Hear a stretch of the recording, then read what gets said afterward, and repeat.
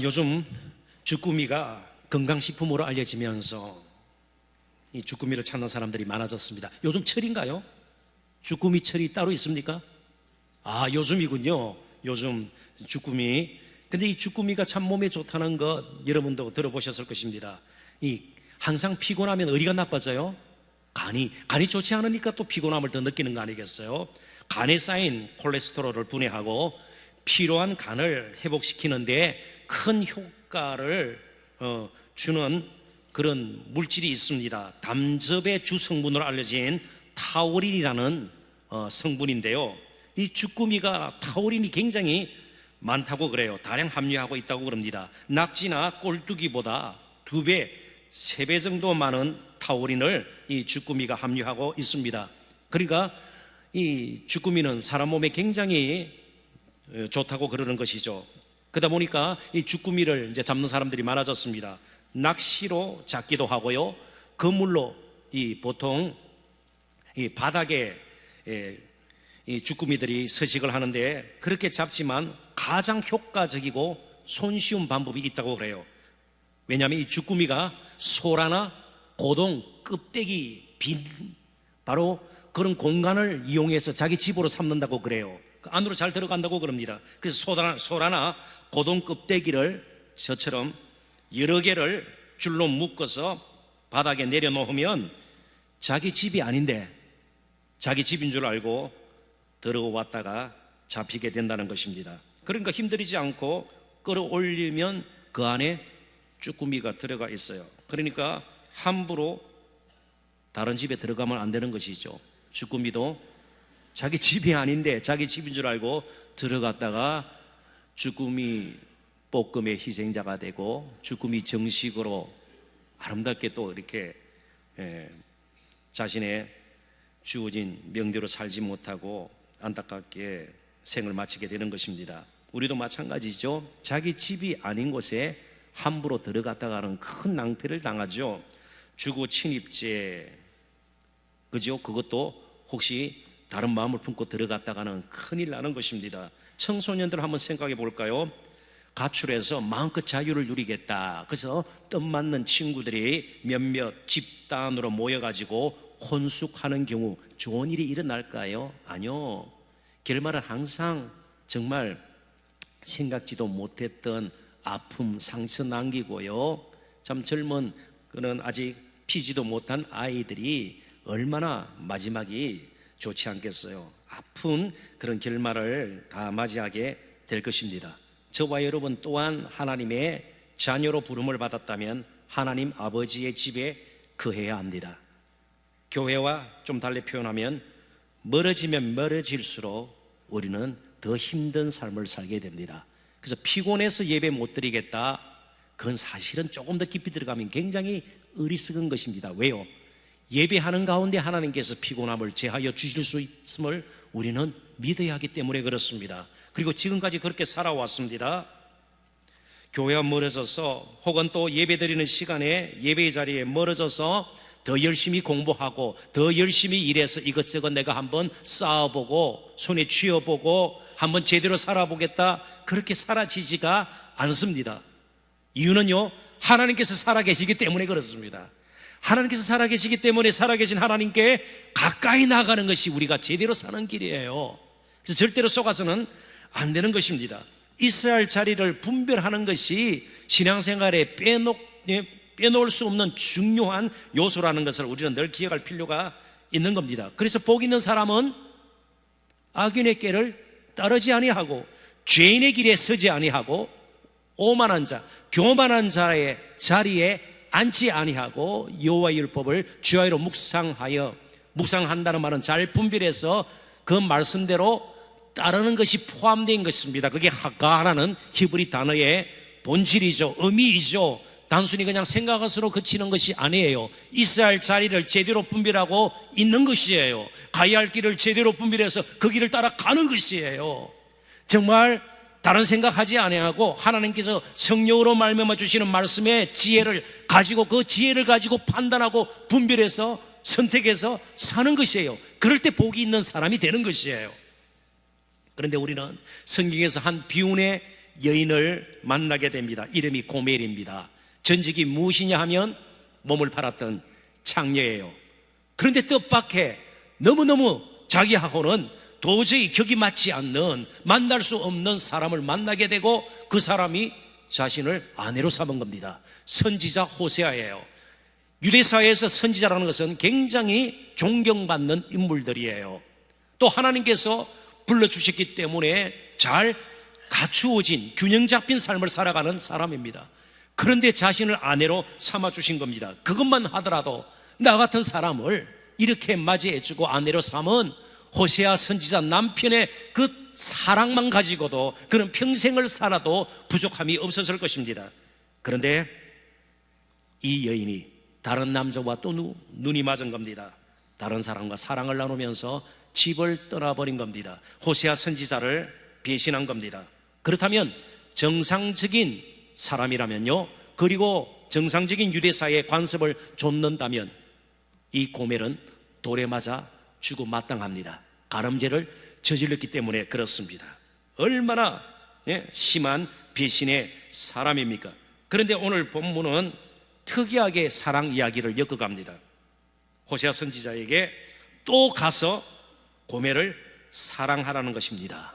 바로 이 하나님의 명령은 분명한 의미를 담고 있습니다.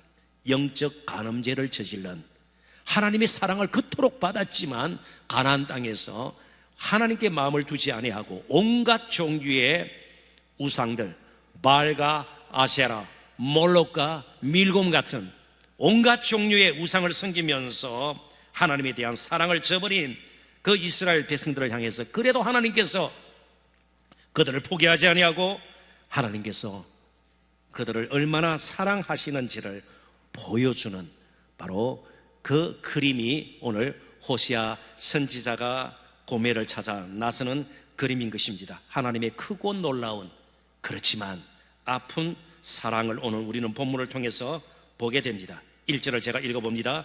여호와께서 내게 이르시되 이스라엘 자손이 다른 신을 섬기고 건포도 과자를 즐길지라도 여호와가 그들을 사랑하나니 너는 또 가서 타인의 사랑을 받아 음녀가 된 그 여자를 사랑하라 하시기로.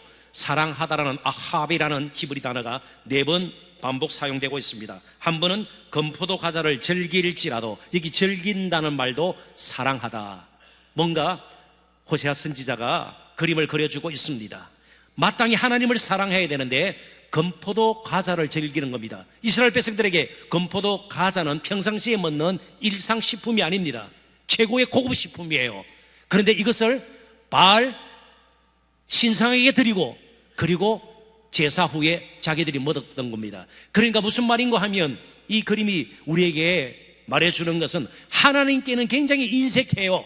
시간 드리는 것도, 물질을 드리는 것도, 제사도 마음에 없는 형식적인 제사는 계속했다는 것이에요. 그렇지만 바알을 섬길 때는요, 평소에 먹지 못하는 최고의 식품 건포도 과자를 내어놓을 정도로 마음이 빼앗겼다, 그런 뜻입니다. 그런 이스라엘 백성들, 바알을 사랑하는 만큼 하나님을 전혀 사랑하지 않음에도 불구하고 하나님께서는 그들을 결코 포기할 수가 없었습니다. 그런 이스라엘 백성들을 향한 하나님의 그 아픈 사랑을 오늘 저희들은 더듬어 보아야 합니다. 이스라엘 백성들이 점점 나라가 기울어질수록 그들은 하나님께 나아가서 하나님께 간절히 부르짖고 하나님을 붙들어야 했음에도 불구하고 점점 우상 숭배에 깊이 빠졌고 나중에는 애굽을 의시하다가 그들을 종살이하게 만들었던 그 나라의 도움을 청하다가 완전히 나라가 멸망하게 되는 것을 보게 됩니다. 북쪽 이스라엘이 먼저 아수르에게 멸망하고 남쪽 유다가 그리고 바벨론에게 멸망을 하는 그런 비운의 역사를 우리는 알고 있습니다. 사랑하는 성도 여러분, 저는 여러분들께서 지난 한 주간 어떤 삶을 살았는지 전혀 알지를 못합니다. 지금 어떤 생각을 품고 이 자리에 앉아 계신지 저는 알지 못합니다. 그러나 하나님은 보셨고 하나님은 아십니다.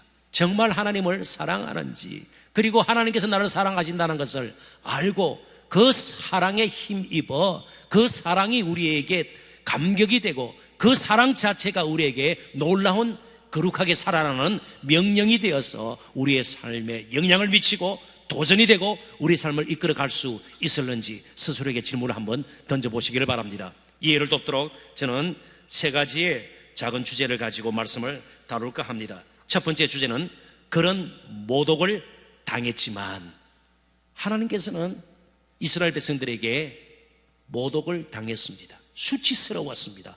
모멸감을 느꼈으며 틀림이 없습니다. 무엇 때문에 그럴까요? 1절을 다시 봅니다. 여호와께서 내게 이르시되 이스라엘 자손이 다른 신을 섬기고 건포도 과자를 즐길지라도 여호와가 그들을 사랑하나니 너는 또 가서 타인의 사랑을 받아 음녀가 된 그 여자를 사랑하라 하시기로. 가늠한 여인이었던 고멜은 돌에 맞아 죽음 마땅합니다. 그럼에도 불구하고 호세아 선지자는 그를 찾아 났습니다. 수치심을 억누르고 그를 찾습니다. 모독을 당했지만 그래도 그에게로 갑니다. 조금 이 부분이 우리에게 다가왔으면 좋겠습니다. 대부분의 저와 여러분 여기 계신 분들은 그런 쓴 경험들이 없을 겁니다. 예를 들면 이런 것이에요. 한 괜찮은 아내가 있습니다. 나이가 조금 들어갔어요. 근데 남편이 바람을 피우기 시작했습니다. 남편이 바람을 피우고요, 젊은 여자와 만나서 아주 즐겁게 지내고 자기를 속이고, 근데 알게 되었습니다. 알게 되었을 때 그 충격이 얼마나 클까요? 괘씸하죠. 배신감을 느끼죠. 또 한 가지 감정이 있다는 것을 우리는 더듬어 볼 수 있어야 합니다. 어떤 감정일까요? 자신이 비참해지는 거예요. 초라해지는 거예요. 젊은 여자 나에게 실정을 느끼고 다른 젊은 여자를 쫓아갔구나. 그러면서 모독감을 느낄 수 있어요. 수치심을 느낄 수 있어요. 충분히 이해가 가시죠? 그럴 수 있는 것이에요. 그럴 수 있는 것이에요. 하나님께서 인격체이시기 때문에 충분히 그런 마음을 가질 수가 있는 것이에요. 그럼에도 불구하고 너는 또 가서 찾아라는 겁니다. 호세아 선지자가 바로 하나님의 마음을 지금 표현하고 있는 겁니다. 그리고 마지막에는 그의 아들까지 보내셔서 우리를 찾게 하신 하나님이심을 우리는 잊지 말아야 합니다. 우리가 하나님을 찾은 것이 아니에요. 버려져 있던 저와 여러분을 하나님께서 찾아오셨습니다. 그리고 건져주셨습니다. 예수님께서 이 땅에 육신을 입고 오신 것, 그리고 십자가 지신 것은 이 세상의 논리와 합리적인 이성적인 판단과 사고를 가지고 설명할 수 있는 것이 아니에요. 그래서 사도 바울은 도저히 설명할 수 없는, 계산할 수 없는 하나님의 그 행위를 은혜라는 말로 표현할 수밖에 없었습니다. 저와 여러분이 이 자리까지 오게 된 건 하나님의 전적인 은혜 때문이에요. 우리는 틈만 나면 하나님을 등졌습니다. 다른 데 시간을 들여도 예배하는 시간에 우리들이 마음껏 예배하고 기도하고 찬송하는 일에 우리 몸들여서 주님을 위해서 그 뜻을 이루는 예는 우리는 굉장히 불편해하고 때로는 그립겠고 피했습니다. 그런데 우리가 우리의 육신의 요구를 또 다른 사람과의 관계를 잘 유지하기 위해서 시간 들이고 돈 쓰고 우리의 몸 들이는 것은 우리는 전혀 부담을 느끼지 않습니다. 오직 하나님의 그 아픈 사랑, 찢어진 마음이 우리를 살게 합니다. 우리가 절대로 잘났을 거 아니에요. 우리가 똑똑했을 거 아니에요. 하나님의 그 찢어진 마음에서 우러나오는 그 사랑으로 우리가 살았습니다. 도대체 우리가 어떤 존재일까요? 저를 포함해서 우리는 제가 소개하는 그런 사람들 가운데 다 한 사람일 거예요. 제가 어떤 사람을 소개하기를 원하는지 한번 들어보십시오. 이분은 의사분이세요. 전문의예요. 서울대병원 내분비과 전문의이기도 하고요, 서울대학병원 교수이기도 합니다. 조영민 교수가 짧은 글을 하나 썼는데 아주 재미나는 것을 제가 하나 발견을 했습니다. 재미있는 내용이 그 글에 실려 있었는데요, 그가 만난 대부분의 환자들의 이야기입니다. 우리가 진료를 받거나 뭔가 검사를 하기 위해서 의원이나 병원을 찾아가게 되면, 처음 가게 되면 꼭 뭘 쓰라고 그래요. 신상에 대해서 쓰라고 그러죠. 주소가 어디고 이름이 어떻고, 그죠? 생년월일이 어떻고, 복용하는 약이 있는지, 수술을 받은 적이 있는지. 그리고 보편적으로 다 묻는 것이 신장은 어떻게 됩니까? 몸무게는 어떻게 됩니까? 나중에 다 할 거예요. 혈압 검사도 하고 다 할 거예요. 기도 재고 그래요. 몸무게도 재고 그래요. 그런데 그분을 찾아온, 이 조교수를 찾아온 모든 사람들, 대부분의 사람들이 자기 실제 키보다 키는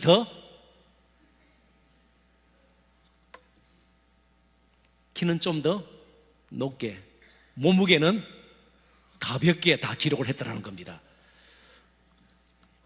저 자신을 봐도 그런 것 같아요.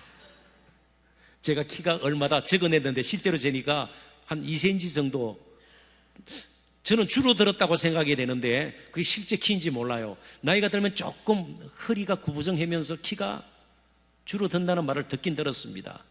뭘 제가 이야기하려는가 하면, 우리는 항상 어떤 면에서는요, 실제 우리 모습보다는 조금 더 낮게 보이려고 하는 그런 경향이 있어요. 그죠? 그렇습니다. 뭐 스스로 이게 낮추고 말이죠, 키가 170 되는데 한 165도 안 될 거예요, 이런 분이 없어요. 그죠? 다 조금은 낮게 보이려고 하고 좀 괜찮아 보이려고 하고요, 인정을 받으려는 경향이 다 있어요. 이 인간이라는 존재가 그래요. 그런데 가장 그러면 분노하고 불쾌감을 느낄 때가 언제인가 하면 그걸 건드릴 때예요. 무시를 당하거나 업심여김을 받으면 사람들은 견디지를 못해요. 그 남편들을 잘 생각해서 아내들이 대해주어야 돼요. 아무리 좀 보기에 그래도 그거 건드리면 안 돼요. 그 건드리면 신상에 별로 좋지가 못합니다. 잘 헤아려서 지혜롭게 현숙하게 그렇게 해야 되는 것이죠. 심지어 피조물인 우리, 완벽하지도 못한 우리, 키나 몸무게 가지고도 이르는 우리인데, 우리를 지으신 하나님께서 피조물인 원래 흙이었던 저와 여러분들에게 무시를 당한다면 어떻게 가만히 있을 수가 있겠어요? 죄를 짓고 하나님을 계속해서 거부하는 피조물인 이스라엘 백성들을 정말 하나님께서 긍휼로 찢어진 마음으로 사랑하지 않으면 그들은 살아남을 수가 없었던 것입니다. 그래서 호세아 선지서의 주제는 여호와 하나님을 알라예요. 그러니까 무슨 교리적으로 많이 알아라는 것이 아니에요. 얼마나 하나님의 사랑이 깊고 넓고 변함이 없는지 그것을 좀 알아라는 겁니다. 조금 달리 표현하면 우리의 신앙생활은요, 직분을 받았기 때문에 무슨 책임감을 가지고 혹은 또 사명감을 가지고 하는 것 아니에요. 사람 눈을 봐서는요, 어느 정도 좀 신용 흉내는 낼 수 있지만 얼마 가지 못해요. 심지어 자신의 생명을 내놓고 순교의 제물이 되는 우리 믿음의 선진들 보면요, 무슨 보상을 받기 위한 것 아니었어요. 딱 한 가지 이유예요. 그 하나님의 사랑을 알았기 때문이에요. 우리 모두가 그래요. 그 하나님의 사랑이 우리를 압도할 때 믿음의 선진들은 그 압도하는 하나님의 사랑을 미스테리움 트레멘둠, 라틴어예요. 정말 신비로운 압도당함. 그러니까 그냥 형식적으로 주일날 교회 나오고, 그러니까 찬송 부르고 박수치고 한 1시간여 보내고 가고, 이게 아니고요, 정말 예배 때 하나님의 사랑이 우리에게 정말 우리를 압도하는, 밀려오는, 쓰나미처럼 밀려오는, 거기에 압도당할 때에 그때 우리 찬양이 터져 나오는 것이에요. 하나님 앞에 저절로 무릎을 꿇게 되는 것이고요, 말씀대로 살아야 되겠다 그러면서 자기 자신의 모습을 보고 회개할 수 있는 것이에요. 그게 미스테리움 트레멘둠입니다. 하나님을 향한 정말 사랑으로 가득 찬 경외함, 하나님을 경외하는 것이에요. 오늘 그럴 때 우리의 영혼이 떨리고요, 참으로 우리의 삶에 진동이 일어나는 것이에요. 그러다 보면 인생의 길을 바꾸는 것이에요. 저도 마찬가지로 원래 대학에서 전공했던 거하고는 전혀 다른 신학을 공부하고 오늘 이 자리까지 서게 된 것 아니에요. 다른 이유가 아니에요. 무슨 보상을 받고 이 직업이 괜찮고 이런 거 아닌 거 여러분도 다 아시잖아요. 오늘 저와 여러분이 예배 자리에 나왔다면 그런 하나님의 사랑에 압도되는 그런 귀한 복을 누릴 수 있어야 됩니다. 준비된 마음으로 그래서 우리는 예배 드릴 수 있어야 되는 겁니다. 그런데 이 하나님의 사랑을 알지 못하는 것처럼 사실은 불행하고 비참한 일은 없어요. 오늘 우리의 가정의 문제라든지 사람과의 관계의 문제, 교회에서 생겨나는 각가지 썬뿌리들이, 그 열매들이 다 영적 무지에서 오는 겁니다. 하나님의 사랑을 우리가 좀 더 깊이 경험할 수만 있다면 얼마나 참으로 우리의 삶이 달라질 수 있겠나 말이죠. 그래서 17세기 영국의 청교도 퓨리탄 목회자였던 리처드 백스터는 이런 말을 남겼습니다. 한번 같이 읽어볼까요? 아주 짧은 한 문장이에요. 무지는 그의 악이다. 여러분, 하나님의 사랑을 느끼지도 못하고 경험하지도 못하고 이것 자체는 악행을 저지르는 것과 거의 비슷하다는 것이에요. 하나님의 사랑을 알아야 돼요. 알아야 돼요. 자, 조금 더 나갑니다. 그래서 두 번째 주제예요. 하나님의 사랑이 어떻게 우리에게 알려졌는가, 큰 희생을 감수하면서 구체적으로 보인 것이에요. 그냥 하나님의 말씀이 너희를 사랑한다 그러지 않았습니다. 고멜을 찾으러 호세아가 떠나서 찾게 됐습니다. 드디어 어디에 있는지를 알게 되었습니다. 그냥 데려올 수가 없어요. 어떤 모양인지는 알 수 없지만 이미 다른 남자의 품에 있는 거예요. 자, 2절 같이 한번 읽어볼까요? 2절의 말씀 다 같이 읽습니다. 내가 은 15개와 보리 한 호멜 반으로 나를 위하여 그를 사고 산 거예요. 값을 누가 치렀어요? 고멜이 모아놨던 단. 아이고, 이렇게까지 멀리까지 저를 찾아오셨네요. 도저히 제가 송구로서 견딜 수가 없습니다. 그래서 이전에 몸 팔았던 돈, 그걸로 이제 새로 만난 남자에게 주고 이제 나는 남편 따라가겠어요가 아니에요. 사랑은 값을 치릅니다. 그래서 사랑은 아픈 거예요. 사랑은 아픈 거예요. 때로는 사랑은 위험하다 그랬어요. 조지 스왑이라는 사람은요, Love is dangerous. 왜요? 항상 위험 부담이 있어요. 값을 치러야 되기 때문에요. 값을 누가 치렀어요? 고멜이 치렀어요. 그러지 않으면 호세아가 치렀어요. 호세아가 치른 거예요. 아마 다 긁어 모았던 것 같습니다. 무슨 구자에 돈이 넉넉하게 있어가지고 당장 인출해서 간 것이 아니에요. 은 15개와 보리까지 다 한 호멜 합치면 한 사람의 종 몸값인 은 30 정도 됩니다. 그리고 그 여인을 돈을 주고 다시 데려오는 것입니다. 사랑은 아끼는 것이 아니에요. 자, 고멜이 그렇게 사랑받을 만한, 값을 치를 만한 존재입니까? 아니에요. 그럼에도 불구하고 하나님께서는 호세아 선지자의 값을 치르는 그 사랑을 통해서 하나님의 사랑이 무엇인가를 우리에게 보여줍니다. 호세아서 11장 8절 한 절을 더 보도록 하십시다. 에브라임이여, 이스라엘의 대표적인 지파입니다. 그래서 이스라엘 나라 자체로 이해해도 좋습니다. 내가 어찌 너를 놓겠느냐? 이스라엘이여, 내가 어찌 너를 버리겠느냐? 내가 어찌 너를 아드마같이 놓겠느냐? 어찌 너를 스보임같이 두겠느냐? 아드마, 스보임은 소돔 고모라 근처에 있던 작은 성읍들의 이름입니다. 소돔 고모라가 유황불에 멸망할 때 함께 멸망당했던 그런 곳입니다. 그처럼 아드마, 스보임처럼 유황불에 멸망을 당하도록 내가 두겠느냐? 내 마음이 내 속에서 돌이켜. 이게 우리가 흔히 쓰는 회심입니다. 하나님께서 회심하신 것이에요.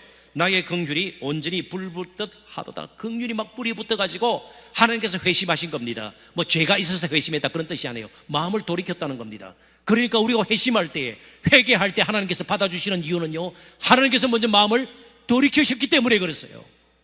오늘 우리가 지난 한 주간 어떻게 살았던, 어떤 험한 삶을 살았던, 사람 보기에 하나님 보시기에도 형편없는 삶을 살았다 할지라도 오늘 이 자리에 와서 무릎을 꿇고 회개하고 다시 한번 하나님의 은혜를 구할 때에 하나님이 우리를 받아주시고요, 주의 복을 허락하시는 이유는요, 하나님께서 마음을 돌이켜서 그렇게 받아주시기로 작정하셨기 때문입니다. 뭘 보면 알 수 있습니까? 호세아서 11장 8절 방금 읽은 그 본문의 말씀을 보면 어찌라는 말이 4번이나 반복이 됩니다. 하나님께서도 마음에 갈등이 있은 거예요. 고민이 있은 거예요. 그냥 내버려 두고 멸망당하도록, 심판당하도록 버려둘 것인지, 안 그러면 찾아서 이들을 구원할 것인지 하나님도 고민하셨어요. 그리고 하나님께서는 결단을 한 겁니다. 그래서 하나님의 긍휼을 너무 감상적으로 생각한다든지 관념적으로 생각해서는 안 돼요. 하나님의 긍휼은 결코 값싼 동정이 아닙니다. 한 영혼을 포기하지 않는 값비싼 대가를 치르는 그런 하나님의 행위이고 결단임을 우리는 잊지 말아야 합니다. 우리의 회개보다 앞서는 것이 하나님의 돌이키심입니다. 그리고 이제는 2번 다시 어떤 일이 있어도 너를 포기하지 않겠다. 어떤 값을 치르더라도 기어코 너를 영원한 생명의 자리까지 이끄시겠다. 우리에게 확실한 보증을 하셨습니다. 누구를 통해서요? 예수 그리스도를 통해서. 우리의 완전한 죄값을 예수님을 통해서 치르게 하신 겁니다. 조금 이렇게 예를 들어보면 어떨까요? 한 열흘 후면 6월 13일 전국적으로 지방선거가 있게 됩니다. 전국 2292곳에서 선거가 치러지는데요, 이제 뽑는 이번 선출될 구청장이라든지 여러 인사들이 4,028명 정도 됩니다. 그런데 이번 선거에 출마한 후보들은 9,363명입니다. 이거 다 통계 우리가 기억할 필요가 없죠. 그런데 다 나름대로 주민을 사랑하고 그 지역을 살릴 수 있는 그런 사람들, 실력 있는 사람들이에요. 스스로 다 그렇게 홍보를 합니다. 그런데 여태껏 우리가 봐왔지만 한 번도 자신이 약속한 대로, 공약이라 그럽니다, 선거 운동을 하면서 공약대로 정책을 온전하게 다 펼쳤던 분은 한 분도 없어요. 오직 하나님만이 자신이 약속하신 대로 온전히 이루시는 분이세요. 누구 안에서요? 이제는요, 예수 그리스도 안에서. 그래서 예수님은 당시 종 한 사람의 몸값이었던 은 30에 고멜이 다시 돌아오듯 자신은 우리가 돌아오도록 몸값을 치르셨어요. 그것도 가장 사랑했던 제자 중 한 사람인 가룟 유다의 배신을 통해서 말이죠. 그리고 우리의 죄값을 치르기 위해서 그분은 십자가에 못 박히셨습니다. 근데 그분은 왕이세요. 만왕의 왕이세요. 창조주 하나님의 아들이세요. 그런데 왕관을 쓰지 아니하고 저와 여러분을 위해서 가시 면류관을 쓰셨어요. 아주 값비싼 그런 왕복을 입지 아니하고 벌거벗은 몸으로 십자가에 매달리셨습니다. 왕의 보좌에 앉지 아니하고 저와 여러분 같은 낮은 인간의 모양으로 오셔서 가장 천한 십자가에 매달리셨습니다. 예수님께서 지신 십자가는 바로 저와 여러분처럼 버려져 있던 인생을 사랑하신 하나님의 사랑의 징표입니다. 이제는 확신해야 합니다. 십자가를 바라볼 때마다 내 인생 하나님께서 책임지세요. 그 누구도 할 수 없는 멸망의 자리에서 저 영원한 천국 자리까지 우리를 이끄실 수 있는 분은 하나님밖에 없음을 여러분 기억하시고, 생활하는 가운데 조금 어려움이 닥치더라도, 생각지도 못했던 아픈 일을 겪더라도 절대로 여러분 스스로 위축되거나 주저앉지는 마십시오. 자, 그렇다면 마지막 이제 주제를 다뤄야 합니다. 왜 하나님께서 길이 참으시고 정말 창자가 들끓을 정도로, 애간장이 탈 정도로 우리를 사랑하셨는가? 지금도 사랑하시는가? 아들을 내어주시기까지, 십자가에 못 박히도록 내어주시기까지 우리를 사랑하시는가? 마지막 주제예요. 회복의 날을 기다리면서 우리가 회복되어서 이제는 예수 그리스도의 거룩한 신부가 되도록, 이해가 되시나요? 예수 그리스도의 거룩한 신부가 되도록 저 영원한 나라에서 어린 양의 혼인 잔치를 기다리는 거룩한 신부가 되도록. 자, 결혼을 앞둔 우리 형제 자매들 한번 생각해 보십시오. 결혼을 앞두고 다른 사람 함부로 만나겠어요? 그렇다면 그 사랑은 거짓 사랑이에요.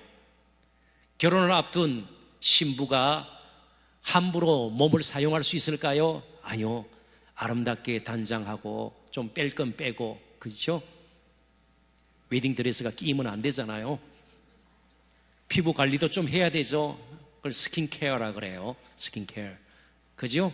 그 다음에 또 신랑이 조금 탈모 증세가 있으면요, 머리털 계속해서 좀, 이게 근데 헤어케어라 그러죠. 또 머리도 다듬어야 되고요. 어떻게든 그렇게 되는 거예요. 왜 우리가 그렇게 해야 됩니까? 하나님께서 우리를 사랑하셔서 거룩한 신부로 불러주셨기 때문에요. 그게 3절부터 5절의 내용입니다. 그에게 이르기를 너는 많은 날 동안 나와 함께 지내고 음행하지 말며 다른 남자를 따르지 말라. 왜요? 이제는 거룩한 신부 돼야 되니까요.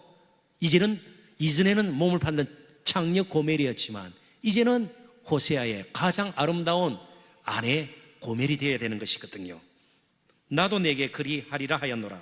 이스라엘 자손들이 많은 날 동안 왕도 없고 지도자도 없고 제사도 없고 주상 기둥인데 우상으로 섬겼던 겁니다. 에봇 제사장이 입던 옷인데 우상으로 섬겼던 것이에요. 드라빔 짐승이 새끼를 많이 낳도록, 혹은 여인이 아이를 많이 낳도록 복을 가져다 주는 우상이 드라빔이에요. 그래서 특별히 여인들이 좋아하는 우상입니다. 이런 것 다 의지하고 도움이 줄 만한 것 붙들었던 것이에요. 이거 없이 지내다가 하나님만 이제 바라보아야 돼요. 이스라엘 자손이 돌아와서 그들의 하나님 여호와와 그들의 왕 다윗, 두 번 다시 다윗은 역사상에 등장하지 않습니다. 다윗의 자손 예수 그리스도를 의미해요. 예수 그리스도를 찾고 마지막 날에는 여호와를 경외함으로 여호와와 그의 은총으로 나아가리라 회복된다는 말입니다. 그러나 참 안타깝게도 호세아 선지자의 나라 이스라엘은 끝까지 하나님께 돌아오지 않았어요. 40년 후에 아수르에게 멸망을 당합니다. 그래서 이스라엘은 회복되지 않아요. 대신 회복된 참된 이스라엘, 다윗 왕이 아닌 다윗의 자손 예수 그리스도, 하나님 나라의 왕이신 그분 안에서 저와 여러분이 이스라엘이 되었고 거룩한 신부가 되었습니다. 남은 평생 어떻게 사시겠습니까? 거룩하게 살아야 합니다. 우리의 시간 함부로 사용해서는 안 돼요. 거룩하게 사용해야 합니다. 우리의 몸 함부로 사용해서는 안 돼요. 거룩한 신부로 살아야 합니다. 우리에게 주신 몸과 재능, 갖가지 하나님께서 주신 장점들 함부로 사용해서는 안 되는 거예요. 거룩한 신부로 우리는 살아야 되는 겁니다.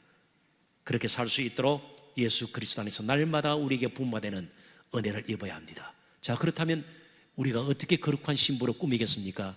실제로 미장원 다니고 그래야 될까요? 늘 사우나 다니고 그래야 될까요? 아니요. 기도의 자리로 오셔야죠. 기도의 자리로 오셔야죠. 기도의 자리로 오셔야죠. 노래만 부를 것이 아니고 기도의 자리로 오셔야죠. 교회 왔다 갔다만 하지 마시고 정말 성김의 자리로도 오셔야죠. 그래서 우리가 함께 happy together, 잃어버린 영혼들, 어쩌면은 오늘 현대의 고멜과 같은 많은 영혼들, 우리 자신도 그러지 않았어요. 그들을 다시 인도하여서 함께 하나님 앞에 감사할 수 있지 않아야 되겠습니까? 거룩한 신부로 남은 평생 아름답게 살아낼 수 있기를 주님의 이름으로 축원합니다. 기도하십시다. 하나님 아버지 은혜와 사랑을 진심